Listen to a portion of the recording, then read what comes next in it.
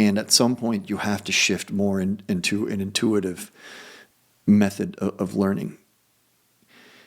That can take a long time. For me, it took many, many years until I realized that I was sort of, not that I knew everything, but I was maxing out what is possible to learn just by intellectual argumentation. I didn't need any more logical discussions. I didn't need any more theories or intellectual puzzles.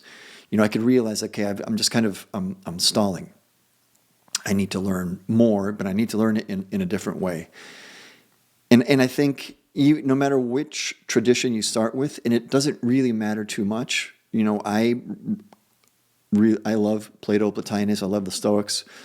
If you're much more oriented in a Christian fashion, you can start with the Christian tradition. There's a lot there to learn from. Many other traditions. There's versions of Buddhism and there's Hindu teachings that I think are very good. There's a lot. And, you can kind of pick the one that makes most sense to you. And if you approach it deeply, you can learn a lot from that. But no matter which path you take, you will reach a limit where the words just no longer are useful, and you have to start learning in a different way. I think it's better.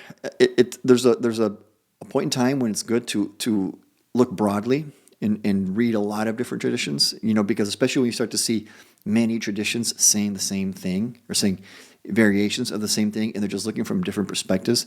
I think that's an interesting. It's almost like a form of evidence. How can it be that all these different people at different points in time and very different cultures and very different historical environments started reaching the same conclusions, and they're all saying the same thing? That is an interesting occurrence and an interesting event, and it gives you a little bit of evidence of, hey, there's something there. It can't be the case that all these people were deluded in the same way. I mean, it could be, but when you read exactly what they're saying, you'll see that it starts to resonate with you. It's like, no, they are saying something true, and they're all saying it, and they're saying it at different times. And so that's very interesting.